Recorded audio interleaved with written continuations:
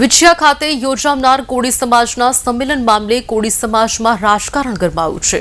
અખિલ ભારતીય કોળી સમાજના રાષ્ટ્રીય ઉપાધ્યક્ષ પ્રવીણ કોળીએ પ્રતિક્રિયા આપી છે, જેમાં તેમણે કોળી સમાજના સંમેલનને રાજકીય સ્ટન્ટ ગણાવ્યું હતું।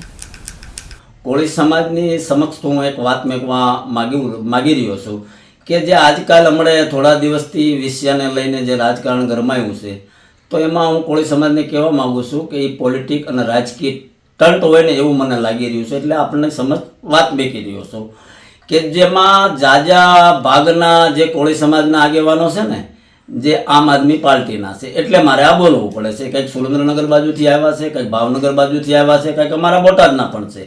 તો એ મિત્રોને હું કહેવા માગું છું કે તમારી ઉપર કોળી સમાજે ભરોસો કરી જે લાખો રૂપિયા ખર્ચો કરીને ધારાસભ્ય બનતા હોય, એ તમને ફરીમાં અમે વિશ્વાસ મેકીને આમ આદમી પાર્ટીના ધારાસભ્ય ઉમેશભાઈ મકવાણાને બનાવ્યા છે। એ વ્યક્તિ આજની તારીખમાં કોળી સમાજના આટલા અન્યાય થયા, આટલી વસ્તુ થઈ, કોઈનો ફોન નથી ઉપાડતા, કોળી સમાજનું કાંઈ પણ કામ હોય તો પણ નથી આવતા। તો આ લોકોને મિત્રોને હું કહેવા માગું છું, જે આમ આદમી પાર્ટીમાં કોળી સમાજના આગેવાનો છે ને, ભાવનગરવાળા હોય, બોટાદવાળા હોય કે સુરેન્દ્રનગર, એને હું કહેવા માગું, તમને બોટાદની પીડા નથી દેખાતી કોળી સમાજની?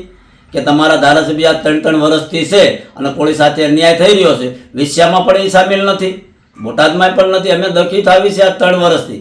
તો પહેલાં હું કહેવા માગું છું કે આમ આદમી પાર્ટીવાળાના કોળી સમાજના આગેવાનોને કે પહેલાં ઉમેશભાઈ મકવાણાનું રાજીનામું અપાવો અને પછી તમે કોળી સમાજ ઉપર રાજકારણ કરવા નીકળો। આ તો તમે તમારી પોલિટિક ચમકાવવા આવ્યા છો, વિષયનું એક બાનું લઈ અને આમાં ખરેખર તમે રાજનીતિ કરી રહ્યા છો, એનાથી વિશેષ કાંઈ નથી। તો સમાજને હું કહેવા માગું છું કે આમાં ગુમરાહ ના થતા, જો એમની સાચી જ દાનત હોય તો તમે અપાવો ઉમેશભાઈ મકવાણાનું રાજીનામું। આજ આટલા ટાઈમથી ધારાસભ્ય છે, કોળી સમાજની કોઈ વાતમાં બોલતા નથી, તો કેમ નથી બોલતા? શું એને પાછલા બાળકે સોદાબાજી કરી છે? બહાર લાવો એની સાચી હકીકત।